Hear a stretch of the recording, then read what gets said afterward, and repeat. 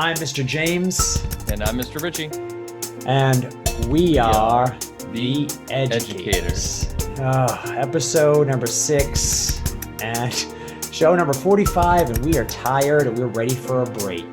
Yeah. Oh my. One more day to go and then vacation. And it's like, you know what? We definitely earned it. And anyone who's out there going, oh, teachers, why do you have so many breaks? Well, you deserve a break too. It's just that you don't have people fighting to give you breaks. And we get breaks. And I think that everybody should have a week off every now and then. And plus, I think everybody should get a few months off for the mental health, but it's the way it works. We happen to be in the right profession for at least a break every once in a while, and I'll make it through this day, but it'll be just barely.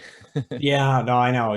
I'm just so many things going on with just stuff there, and drama is everywhere. And yeah, it's too bad when you're constantly assessing yourself, health, mental, and everything you're doing at work, and you're kind of like, well, how can I improve upon this? And then people don't understand what you're doing, and that's the thing. It's kind of like, am I doing this job for the students, or am I doing this job for everybody else who has to, put their hat into the ring where it doesn't belong?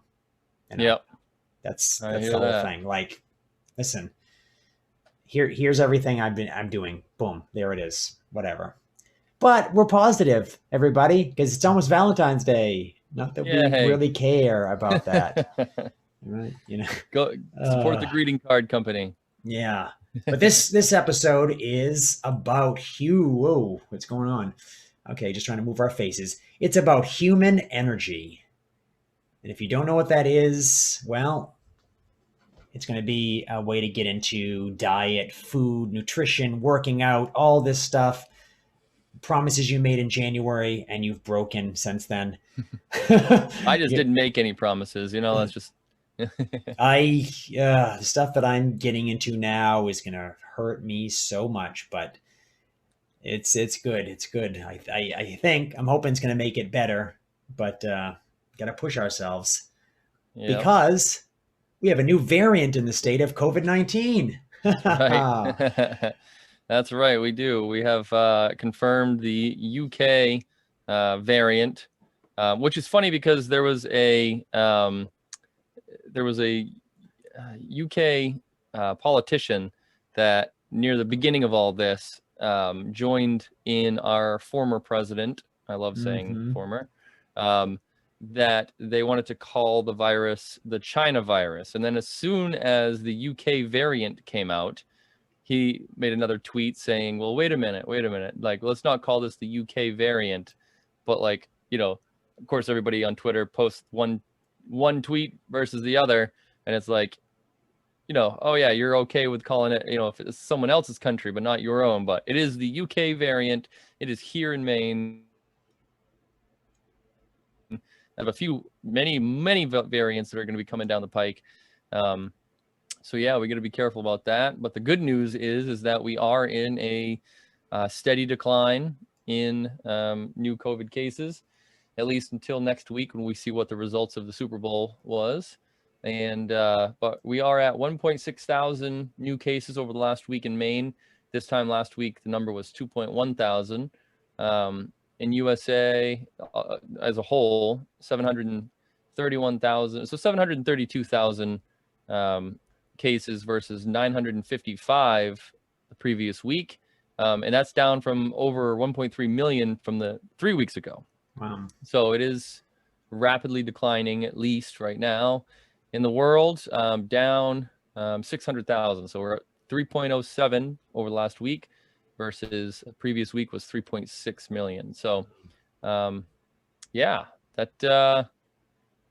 was it's an interesting to look at these numbers because we've been following these numbers for so long that it's like, I don't know, it's just like this podcast marks the severity for me, at least, as I do the numbers each week.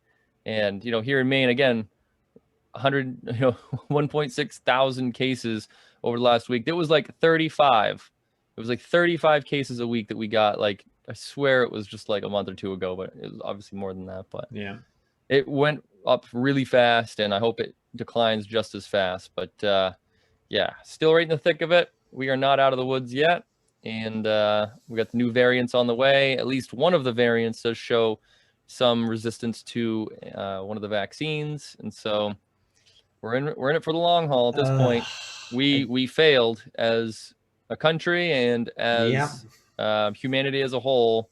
And so any of those people out there that are listening to us or watching us, and if you ever throughout this whole thing tried to help people not wear masks or not do the right thing, good job. This one's on you. You did this. You're the MVP helping us stay in this. So yeah. So all the literally, I mean, we're gonna come upon March when we first closed, and 1 year. Can't even believe it's been 1 year. And we see the results with the students. We see the results of having 1 year off. I mean, the amount of truancy and just people that have just dropped out completely and just said, you know what, this is the way the world is now. And it's going to be hard to pick up those pieces and get everyone involved back into it. It's just, it's a mess. It'll be really interesting over the next couple of years just to see what society looks like. Are we going to go and pack ourselves into busy rooms? You know, I mean, like obviously a certain percentage of us certainly will because they're still doing it now. But, you know, those of us that have some logic and reason we follow, you know, are we going to necessarily go and, you know, like go to a bar, go to a show, go to a, I don't know, any other event like where you're just in a small enclosed space with other people, like voluntarily? Will we ever stop washing all the touch surfaces in our classrooms? And, you know, who knows? It'll be an interesting ride from here on out. I know that I'll be wearing a mask for the foreseeable future. Yeah. And maybe two. Yeah. Or one really good one that's going to take forever to get to you. Yeah, I know. I can't believe at the beginning of this, we ordered a couple of, you know, theoretically incredible masks. Yeah. They were supposed to be delivered in November. We were like, all right, that's when it's going to start getting real bad. We can wear that, be confident, comfortable. Here it is, February now, and it is not even close to being shipped. So we're still just wearing our cloth masks, our, you know, paper KN95s, which are knockoff N95s, and you just hope that they actually work, and you don't really know. And it's just what a mess. And yeah, now pretty soon I'll be wearing a KN95 with a cloth over the top of it, because with these new variants, like I've made it this far without getting it, at least as far as I know. I mean, you and I could have gotten it, and we just had good immune systems that kicked it, but you never know. We could be, you know, fresh tissue for that thing to discover, and we're just done a good job keeping it at bay. And I've got enough stuff quantifying what's going on, and sometimes when I get a dip in something and I go, wait a minute, was that just bad sleep?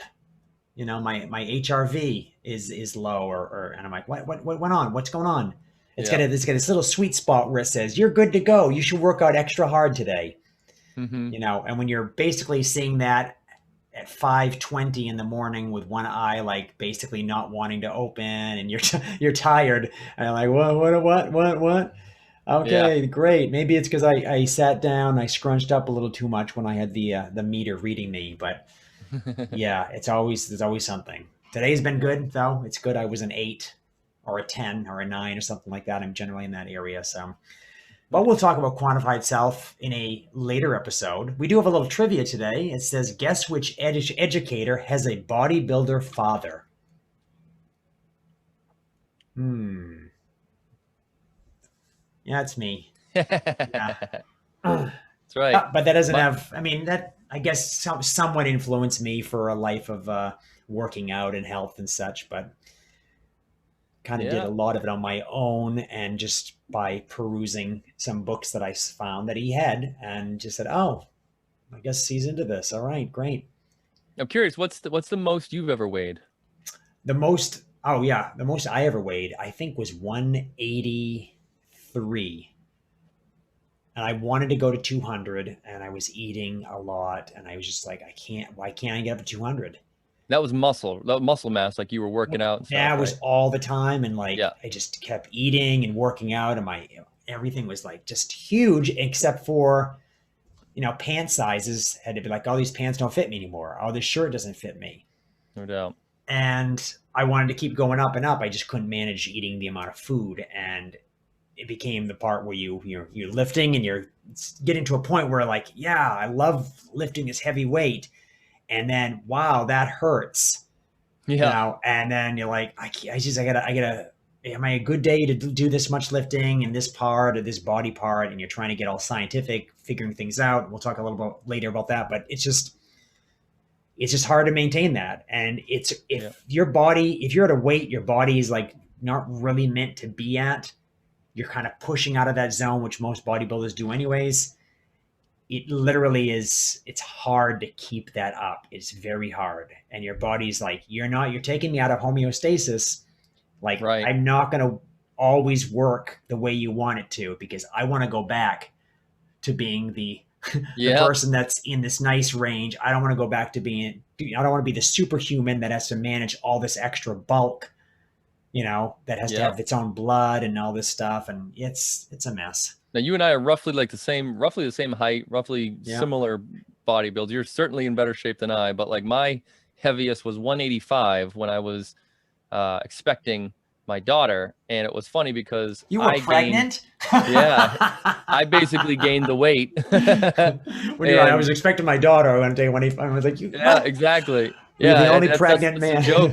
My wife and I always have that joke because it was like I almost gained as much weight as she did to have the kid, and it definitely came off afterwards. But it was not muscle mass. Yeah, but that's the thing. Like, honestly, it doesn't matter what the weight is, whether it's fat or it's muscle. It's the fact that much weight on your body just taxes your body. It just feels like you've got a lot to get around. I mean, sleeping, you're like waking up going, oh, why I'm so more tired than I was before. Well, you get all this muscle that needs to, sleep and heal, and it's not even worth it. I mean, get people at that level anyways, that they take so many extra supplements and such just to keep themselves recovering, because they're like, you're not going to go a week without working out. You're going to want to work out one time, maybe even twice a day, like in 3 or 4 days in a row. It's a mess. Wow. But on to some science in the news. And there's a giant conch shell. All right. Yeah. Yes. Now, these news, we've got, we can go into depth with this, but these stories aren't that major. The first one's kind of cool. The designer molecules could create tailor-made quantum devices. Yeah, that's interesting. I didn't get to check this one out. I wonder what the designer molecules, that doesn't sound very far-fetched to me. I mean, at this point, plastic was a designer molecule, really. The discovery of long chain polymers was basically something revolutionary. I'm sure that there's more material sciences coming up, but I'm interested to know what its quantum applications are. I heard they mentioned having, they're doing this already with atoms, and in this quantum thing, as they relate to computers having qubits being a 0 or a 1, right? And then, but quantum qubits, whatever, or quantum bits can be a 0 and a 1 at the same time.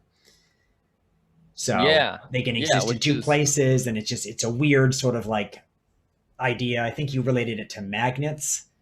Well, yeah, because as of right now, computers use quantum physics, quantum mechanics as like a transistor. Yeah. And, a transistor is the heart of a computer, and that uses quantum physics because it's a switch that turns on or off, but it has no moving parts. So if you can figure out how that works, you're, pretty far into material science at that point.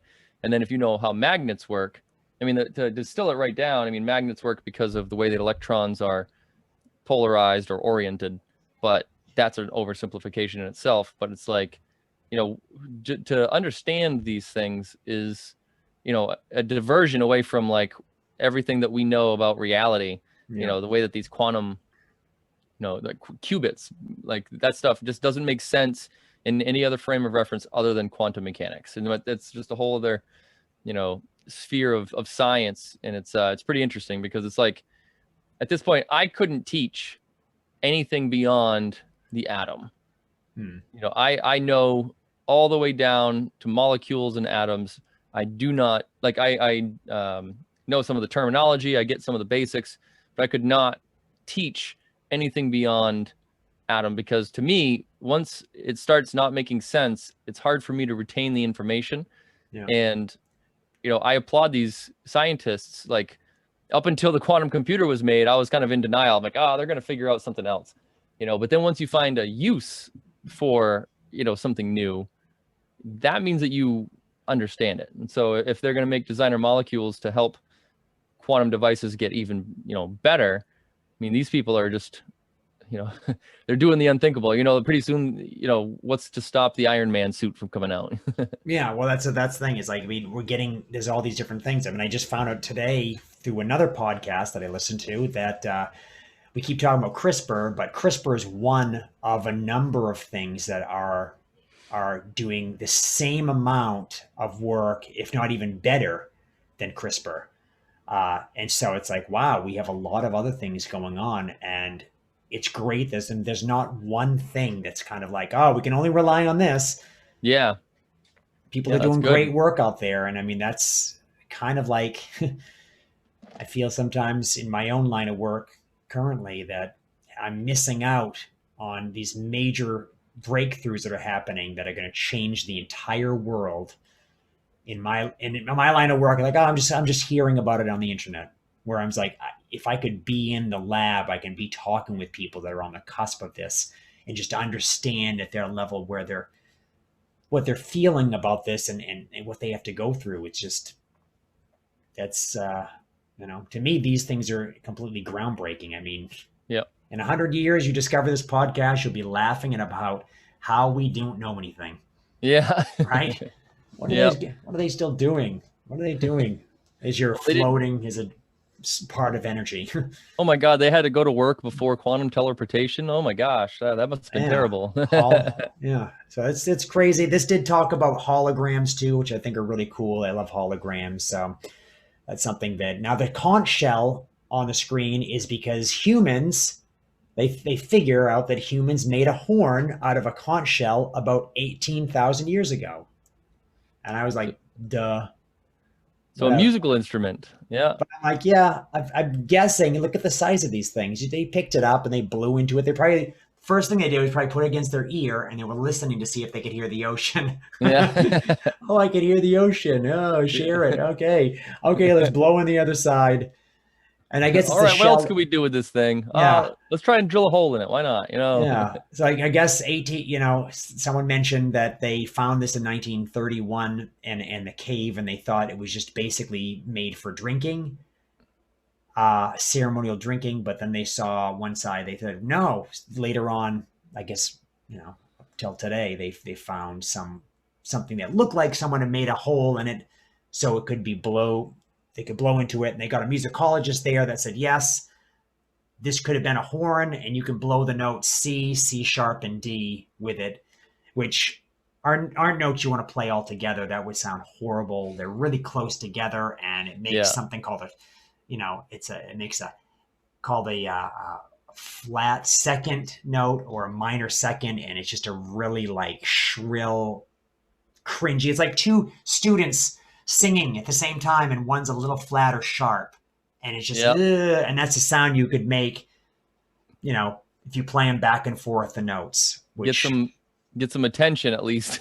yeah. So I guess I mean, but then again, we were talking before we started the podcast about possibly a seagull pecking in a Yeah. very like fine way and making it look like that, because it's 18,000 years to have Right. done that. So You know, given the benefit of the doubt, 18,000 years ago, humans were just like we are now. yeah, Just, the same size brain, same potential. And I just imagine, like, I mean, the reason why there weren't more discoveries, 18,000 years ago, is because everybody was focused on survival.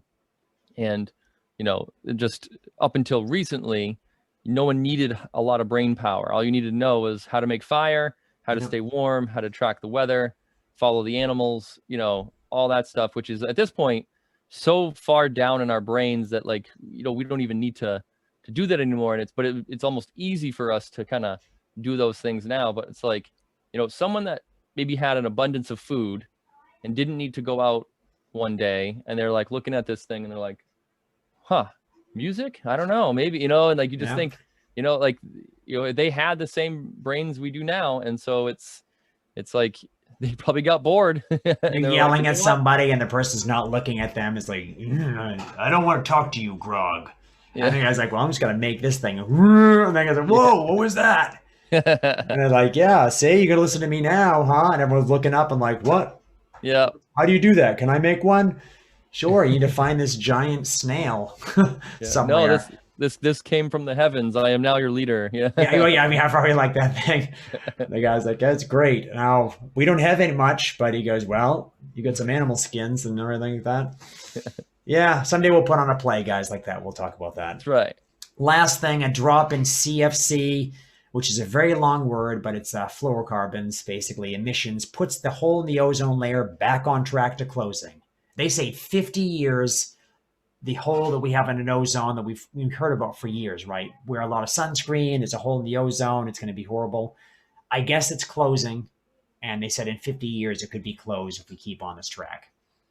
Interesting. I hope that keeps going. I don't have a lot of faith that we'll stop putting things into the atmosphere anytime soon, but at least some positive news in a world that's bathed in negativity. So, hey, let's keep using our non-CFC propellant in our spray paint and see what happens. Just get the ball bearing inside. Say, nope, I'm not using this. This is ancient. I know that whole thing. Like, you can hear that thing inside. Like, yeah, probably not good. So bad. But we have one little thing. This is going to be a little quick thing. We didn't even write anything on here. I just want to know what we're thinking about school vacation thoughts. I know one thing that I don't get excited about a vacation just because I know that it's just going to be me wondering about what I'm going to be doing when I return, and is everything in order? Do I need to switch anything around? I don't want to get excited about that. Some teachers get excited around the students, like, hey, it's vacation. Woo, that's going to be great. Yay. And it's like, some students would be like, wait a minute, you don't like being here? So definitely something we don't do. Yeah, I don't get excited for vacations at all. I don't even plan for them. I just run headlong into them, and I'm like, oh, I've got some free time. Okay, cool. And it's I mean, I am an educator on purpose, and I'm not like, I mean, some of the people that we work with, or some of the people that work in schools in general, more or less, is to them it's just another job. They're not, they're just showing up, punching a clock essentially, and any time off is good. But like, I'm working from home, at home, all the time. I do this for a reason. I pour myself into it, and when there's a vacation, yeah, sure, I have a little bit more free time, but I like having a positive thing that my life energy goes into. And, basically when vacations show up, there's just more, my to-do list just gets bigger. And things you couldn't think about, you can think about now. And then you're like, oh man, that's just more questions basically. Yeah. Yeah. And it's like, for some reason, you start waking up later. If you don't have like a solid regimen, you might wake up later, and then like you're out of a couple of hours, and then all of a sudden, because your significant other is not on vacation, you become the landing pad basically of all of the to-do lists and things of that nature. And so sometimes it's a blessing and a curse all at the same time. But I have no idea what I'm going to be up to the next week, except for trying to plan for the third trimester, which is only 3 weeks away. So we got 3 weeks and the new trimester, and I'm a second year teacher that is going to be designing and implementing an entire trimester's worth of curriculum completely alone, with no skeleton or framework to work with, because of just the way that this crazy school year has gone. Yeah. Basically, no one in the rest of the district in my field, so in STEM, has a third trimester. I'm the only one, and so there's no other person for me to bounce ideas off from or anything, and so it'll be interesting. It's also a exactly blessing what and a I found curse. Yeah, I found I'm myself in looking, the exact same thing. yeah, I'm looking forward to the creativity aspect of it, but it's like, will it work? I don't know. I don't know if it's going to work. I'm going to be trying some really advanced, not dangerous, but like dangerous in the sense that, it could be a flop. Yeah. And, so I'm going to be teaching aeronautics to K through 6, kindergartners, 6th graders, including airplanes, drones, and rockets. And will it work? I don't know. It's a lot to do. It's a lot to pack into a 3-week rotation. And so school vacation, is it a vacation? I don't know. Yeah, I mean, it's one of the things. It's just having enough time to think about these things, but then also to troubleshoot all of this stuff. And it's almost like you Yeah. don't want to have the time to troubleshoot it. You want to just say, I had no time to troubleshoot it. I'm just going to run it and let it fail fast, because failing fast is how this world works. You're going to fail.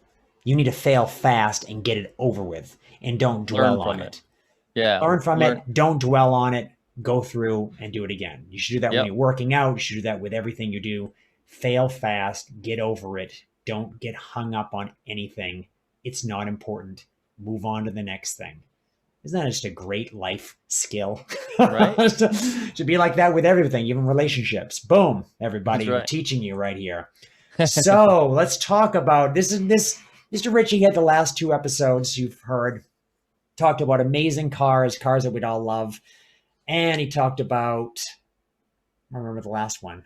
Rockets. Rockets, yes. I keep seeing this picture of this guy with like lightning, and I'm like, oh, what's going on here? I'm talking about human energy, and I mention it this way because it really is about health, but it's the energy. Our health is our energy. You call it life energy, whatever. Believe me, we're not pseudoscientists here. We're based in science. And when I start talking about, you'll find out. No, you're probably reading the slide already, but so a little American deficit. Diabetes spending is over 245 billion a year. And diabetes is what some doctors nickname sugar cancer, because your body can't use sugar properly, and that can wreak havoc on your body. I mean, I had heard something, I don't know, maybe you know more about this, but like, just because it's in the news recently, Tom Brady hasn't eaten sugar in like 20 years or something like that.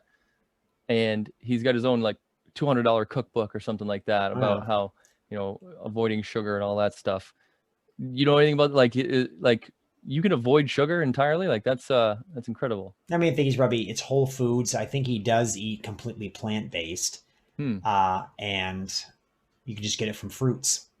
And most of the things that I have, just you mix with fruits. I mean, it's only on occasion I have something that it might have some processed sugar in it. And usually it's coconut sugar or agave, which is great for you because it's got some of the fiber in with it. But yeah, 35% of Americans are obese. It's probably more than this. These numbers are like a few years old. But so being obese, a BMI, body mass index of 25 plus is considered overweight. I have a scale. I weigh myself every morning, not looking for that, just to keep the numbers plugged in because it goes right to the phone. And I think my body mass index now hovers around 14, 15, get down to 10. And, well, actually I'm talking about body fat, but BMI, generally people are going to be in this nice kind of like 15 to 25 range. If you get to 30 plus, you're clinically obese. So 35% of America, maybe even more now, we've had 1 year of basically being inside. So it probably could be up to 40%. And that's a horrible thing. And being obese can lead to being diabetic. And like I mentioned, that is horrible. So it all comes down to, and this is why we named this episode Human Energy. It comes down to an energy issue. And how do we fix that? Well, we can reduce the energy coming in, which is diet. We can decrease the body efficiency of absorbing energy, and I mentioned this, I wrote down pills, but that's like supplements and whatever drugs that people might be prescribed. So they prescribe because then if you take something, you don't digest food, the same way, or maybe your body doesn't absorb it the same way. So it's almost not even worth it. Here, have a cookie. Oh, good. I eat this. Oh, and my body expels pretty much everything except for the tiny little bit of fiber that's in it. And then I have diarrhea. I didn't want to say that, but that's exactly what happens. It's horrible. And that's happened to a lot of people that have that because it's just a pill trying to get rid of that. You haven't changed your ways and you're hoping that a supplement or a medicine is going to change it for you, which is just not the way to be. The last one is to increase the rate the body makes use of energy. And that's with exercise and conditioning. And that honestly is pretty much going to be your go-to thing. You're going to want to eat well, but you're also going to want to exercise and move because your body needs to be in motion. And this is this energy issue. And we're always going through these energy issues. We're always going through this, whether we have genetics that make us so that we actually need to have some sort of supplement added to our bodies so that we can process something properly and things can work. But we're at the same time, we're always eating. We always have to eat. You have to eat to live. And you can make choices that are good or bad. You might not even know what your body needs. And you're like, I like to eat this. It tastes good. But then I have this problem in my stomach afterwards. But let's try that. I knew a few people that were bodybuilders that mentioned how horrible they felt, but how swollen up their muscles were because of taking certain supplements. They seemed pretty happy, even though he said it. He's like, I feel horrible. I look great.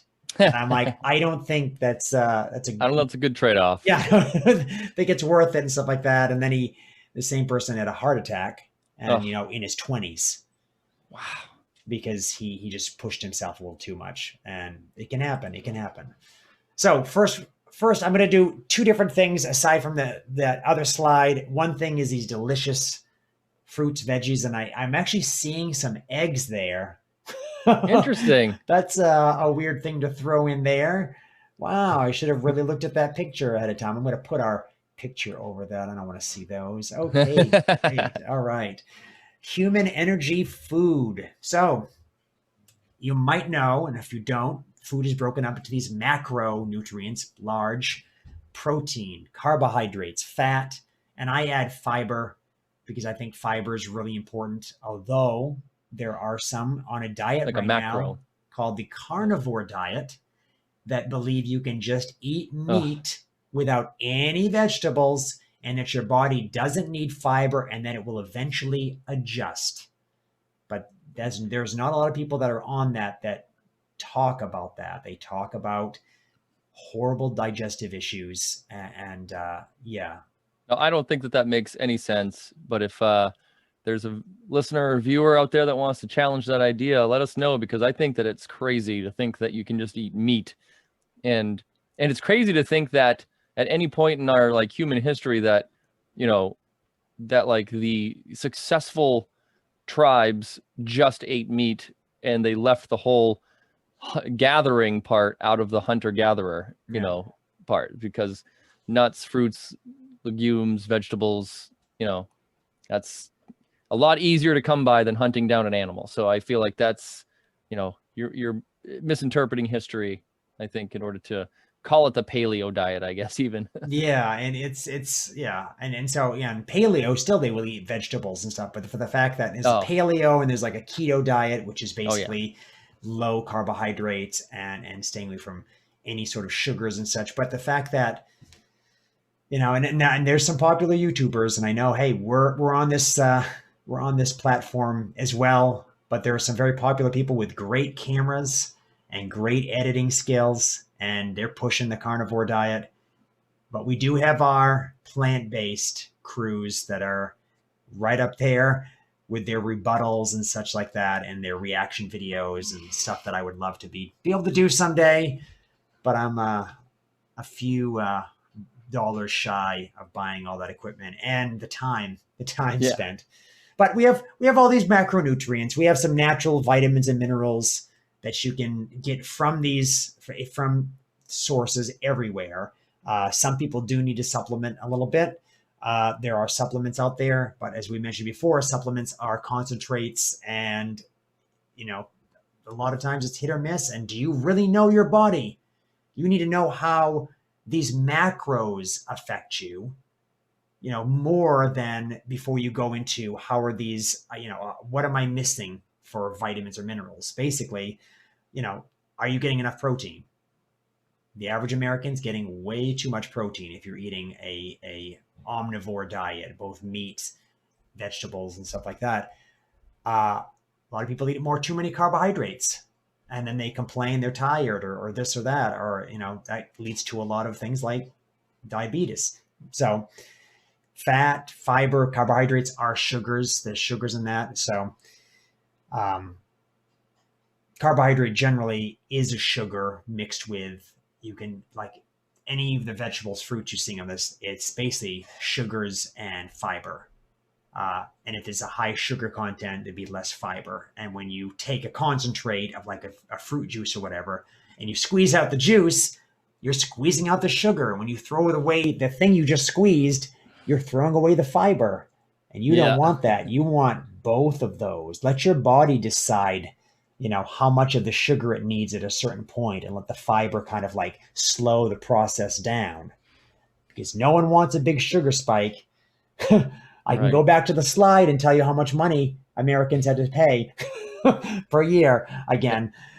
So diets, specific diets, and I was going to go originally when I wanted to do this little thing. I said I'm going to talk about being completely plant based, because I've been plant based for over around 2 years right now. Um, but then I thought that's really one sided. I don't want to just talk about that. I'm not promoting that everybody follow plant based diet. I think it's great. There's a lot of things that it can help with, and it's helped me quite a bit. And I feel great because of it. And it's not, I feel lighter. I just, I don't have problems, digestive issues like I've had in the past. And someday we'll go into like issues, we might have both had with digestion and such. But I think diets in particular pull in all these extra things to try to kind of make themselves like, no, we're this diet. They do cheese and we get rid of the cheese. So we've carved ourselves a little niche, kind of like in this state, we have so many different churches and religions, and everybody has to be something different, just a tiny little bit different. And now you can call me something else. Tribalism, like, you Yes. know, they want to be something unique so bad that they'll steal from someone else, tweak it, call it their own. Yeah. And it's like this, it's like, okay, great. So, diets focus on certain foods, macro levels. Hey, more protein, less carbohydrates, and we're this diet, or whatever. Or even beliefs. Beliefs like people shouldn't be like people. I sometimes, I'm basically, I guess I can identify as being a vegan, although saying you're vegan also carries the weight of these ethical and moral considerations for animals. Of course, I love animals. I mean, I don't want life to be destroyed for no reason, but at the same time, it's almost like a political thing now, and it's I don't think diets need to be that way. I don't think when I say diet, I don't want people to think that, hey, that means you're going to be trying to lose weight, right? You're on a diet. Everybody's on a diet. Everyone has a diet. It's Yeah. what you eat. It's like the makeup of the food you eat. And you don't have to like say, okay, what am I? Am I paleo? Well, I ate some fish the other day. Maybe I'm this or that. It doesn't, you don't have to put a label on anything. It's how do Diet you soda feel? Yeah. Diet soda, I think, ruined the connotation of the word diet. What a misnomer too. Ugh. But I try to think of this. I say, think of your health history, your genetics, and there's a things definitely, there's a lot of testing to do out there if you want to know exactly what you need. Activity level, that's how you should be thinking about how you're eating. Think of your longevity. That's one of my things. And for my decision, plant based has seemingly the best evidence I found so far for you know going against aging, uh, that longer health span, you know, all of these possible diseases and issues that can happen with humans are basically, I wouldn't say completely eradicated, but they're incredibly low on a plant based diet. And if anything, imagine someone saying, okay, if you can get rid of most of the dangers that can affect you as a human, would you do it? Like, why not? Yes. We're not going and oh, we're gonna have to get rid of like a few things that you normally would have eaten as an omnivore. Yeah, okay, who cares? Chicken, who cares? Buy eggs. Pff, I don't need that. Cheese. Have you tried cashew cheese? It's delicious. It is. So it's like, It really I don't is. miss it. I don't miss it. So that's that whole thing where like, yeah, great. If you're about tastes and flavors, any single diet you're on, you can find the flavors. You can find these tastes and such, and they make foods anyways that replicate whatever you might be missing. I think everyone should do it for fueling, for energy, and also for the ramifications of something that you eat having on your health, because you don't want to be getting into something where you're like, wow, after a week doing that, that's really not going to be good for me. It really doesn't feel good to try to eat a sleeve of Oreos every single night, or some people get into certain things. They said, well, this one thing I drink really helps me every night, and I have to wake up and I drink 2 of these 5-hour energy shots, and that really, and they're like, the person goes, what do you, I don't know why I have an ulcer.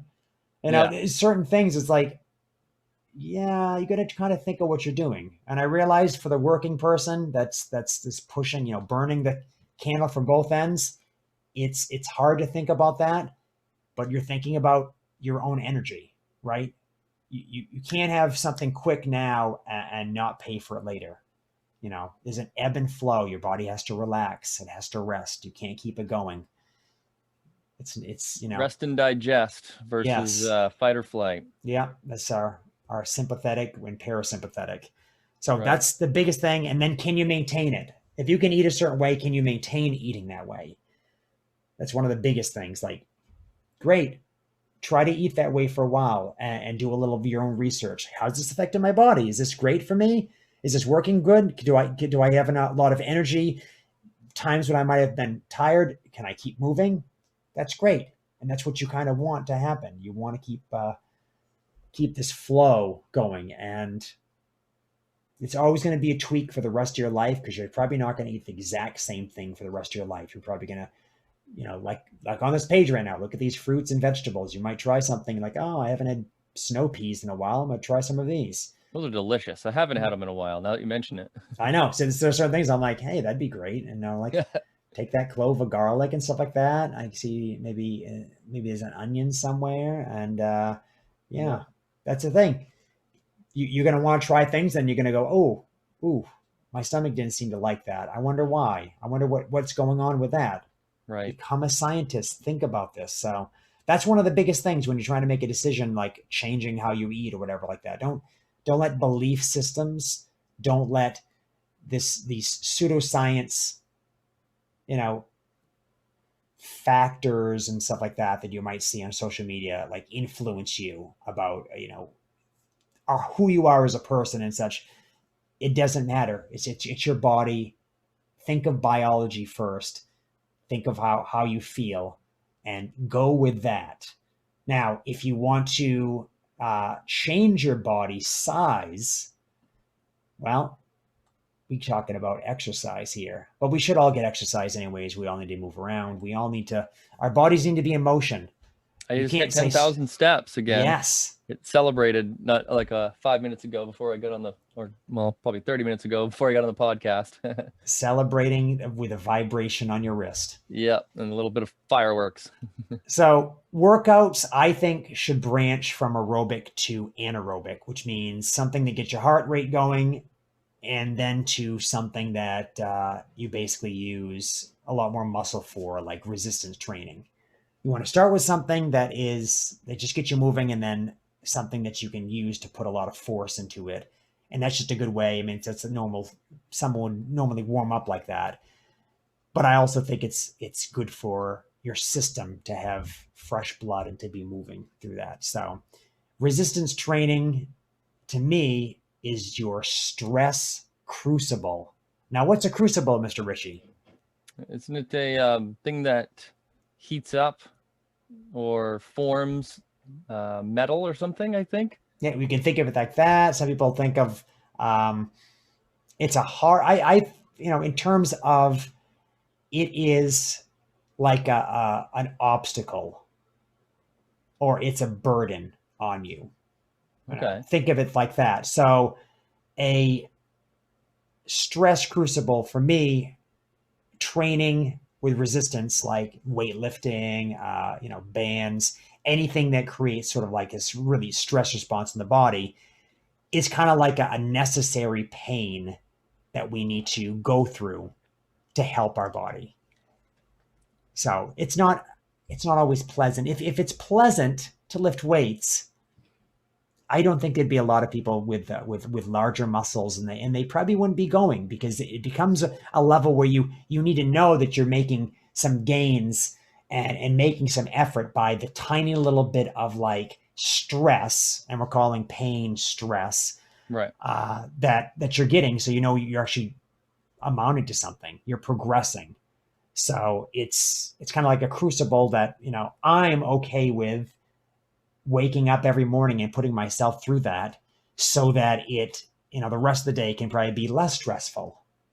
Imagine in the mornings, I was like, well, you got to get yourself as stressed out as possible in the morning for like 30 minutes. Everything the rest of the day is going to be downhill, right? I do that without exercise, but I need to Yeah, there like you go. make Yeah. Yeah. I need to make that stress exercise. You should think of like that. Say, look, I got myself through all the stress and the rest of the day. Yeah. So I'm really big on home workouts. I think home workouts you should have on rotation anyways if you can't go to an actual gym. There's a lot of ways to do it. And believe me, go on YouTube, find them. There's so many ways to do that. Buy some $20 resistant bands and have at it for that. You can run in place, jumping jacks, get a pull up bar, push ups, sit ups, all of that stuff. Things that you basically make a pattern out of. Do a lot of that. Gym workouts are good for group. So when there's someone calling out, hey, do this, let's do some Zumba, let's do some Pilates, let's do whatever aerobics, that's great. And for large resistance training, like heavy lifts, deadlifts, things that you probably wouldn't own at home, although some people do, and I would love to own some things like that. But sometimes a gym just has this equipment that you see. Like you could look at the picture right now. I see a leg press machine that probably costs around $2,000 to $3,000. You're Yeah. not going to buy one of those for your house. It might be like, oh, I like the way that feels, but am I going to really? What am I going to do with that machine in my house? Just work that one exercise when I have so many other ones I want to work out. That's why a gym membership could be good.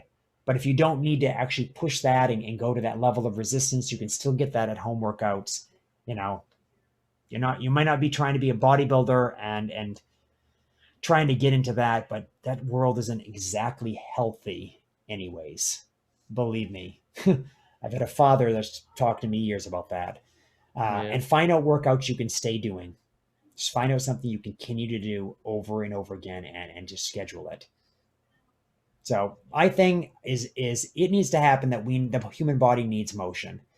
We require motion. We need to move like a fish that needs to swim to keep that water going over the gills. It's the same thing that needs to happen to us. We need motion. When we don't move, this is when problems happen in our bodies. And this is where we have all these diseases we hear about. It's when we're not moving and things are allowed to set and kind of like solidify, use it or lose it.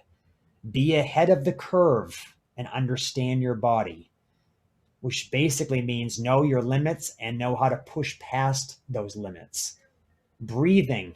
There's a lot of stuff going on with breathing. And believe me, I'm knee deep in the books on breathing right now. And look up the Wim Hof method if you want to brave the cold and get some more brown fat. And we're not going to go into that, but let's just say there's two types of fats, and one fat makes you burn the other fat and keeps you warm in the winter. And that's the brown one. So, but that's just understanding your body, understand what you need, taking care of yourself that way. But to understand your body requires testing, and it does require like a doctor and, you know, some real exploration on your part. You don't know anything until you've got numbers that you can work with, and it might be something that you have to do very very often because it's not a one stop. Oh, let me get the one numbers once.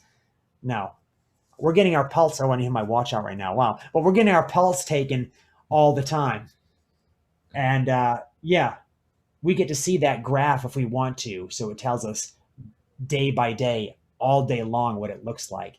You want something like that with everything eventually. So Absolutely. I make, even though I'm not on the same level as you, I still, go out and snow blow the driveway and I look at the graph and just see, all right, yeah, I am getting a little bit of a workout here, and yeah, it's kind of gamifies it a little bit too. So if that's what it takes to get you in shape, have at it. yeah. My thing is just make progressive steps to slow aging and increase output. And you're not going to try to turn yourself into a superhuman. You're just trying to turn yourself into the best version of you and the person that is not getting slower, but maintaining your level of activity because your body is slowing down. Your body is aging. And you're going to try to counteract that with your working out and your diet that's constantly improving. And that's basically what we all should be doing. Whether we want to or not, you're alive. You have no choice. You have to make good decisions to stay healthy. And your health is basically all you have. You know, you can't take anything with you, like they all say. That's right. So stay here as long as you possibly can. We want you to. The That's right. educators want you to. That's So right. I don't know if we have anything to rant about. I don't currently. And I could yeah, rant I'd about have to so write many it things, down. but yeah, I think this is going to be an episode where we need to skip the rant, even though it's going to start playing. Yeah. Skip, skip. Okay, great. Ooh, what does that thing say? Ah. I build my meals around the veggies. Yeah, that's I right. go. My meals are the veggies. It's true. I have many, many years of my life was spent consuming processed meats and breads and things that weren't the best. And so now I'm trying something new, trying to build my meals around the vegetable. The vegetable comes first, Yeah. anything else is secondary. And honestly, I've been doing that for a while. Like before I was even really concerned about this stuff, I noticed how I would gravitate towards, if I knew I was filling up and I have a plate full of food, I would gravitate, I would stop eating the meat and I would gravitate towards the vegetable because the vegetable would make me feel better after I pile all that stuff in there.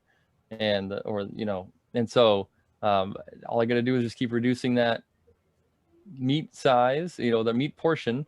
And, lo and behold, I feel better more often than not. So yeah, Yeah. I but then you've got Mr. James, who's got it down, most tuned diet I've ever seen in someone, and all vegetables all the time, Yep, I love and those fruits. beans and stuff like that. Now, I do want to say, and I should have said this at the beginning of the show, but I mean, honestly, everybody, we're so busy with our schedules. I mean, Uh, I had a Zoom meeting before we even begin this thing, and it's just and nothing's ever good. So, I am not an expert. I'm not a nutritionist. You will find nutritionists on YouTube, and you will find them from all sorts of, spouting off stuff about all sorts of diets.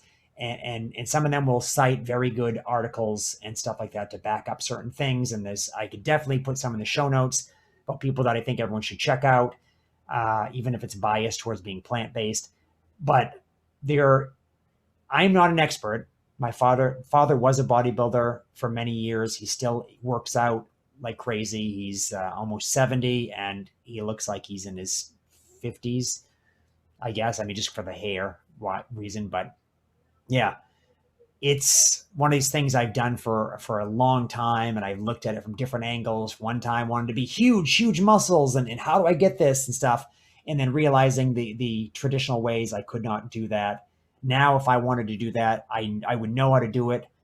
I would probably need a lot more time, and I would definitely need to invest in a lot more resistance equipment in my basement. But even if we're not like the absolute experts on anything, we can talk about things that we know have worked for us. We can talk about our opinions on things, and you can try things out yourself, because the biggest thing we want to get to anybody who will listen to this podcast is science works. Science is a process. Make it work for you, right? Try it out. Figure out what works. You eat something. Oh, that's bitter. That's disgusting. I don't like that. Try it the next day. This tastes good. What? Make sure you keep a record of that, okay? Try it a third day. Try it a fourth day, fifth day, whatever. See what's going on, right? See what's going on with your body. Why is it when I'm drinking a famous, and I just mentioned this, I don't drink this, but this is, something from Maine, Moxie, the first sip tastes horrible. The second sip, I'm like, and by the third sip, this tastes good. Yeah, I know. Something about it too. It's totally a perfect analogy for what you were just saying. The first sip, awful. Oh God, what is this? And then after, you're like, oh, this is good. Yeah, because it's like that this bite that it has, like that. Anyone who's had cranberry juice, that aftertaste. Ugh. But then you're like, it tastes good. After a while, you get used to that, and your body just adapts to certain things. But you got to get yourself so that you're willing to adapt to, a lifestyle that you choose that's hopefully healthy, but also that's taking care of your body, your whole body. And believe me, it's a lifelong venture. There's things, and as a music teacher, I talk about Beethoven, who basically took lead tablets because he had problems, and he drank from lead cups, and it was just like, great. There's so many things that went on. He had horrible lead poisoning, and constantly throughout his life, probably went deaf because of it. They found out later because they found a tuft of his hair. People had collected his hair and stuff like that for mementos, and someone tested and they go, wow, that's horrible. He had so much lead poisoning.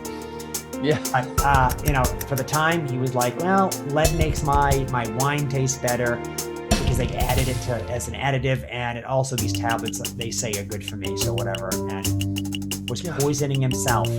So what are you doing? Are you poisoning yourself with the food that you're eating, with a supplement that you think you must have, and you don't have any actual blood work or whatever proof that it's actually doing something for you, when you have some expert technicians, doctors, whatever, looking into it?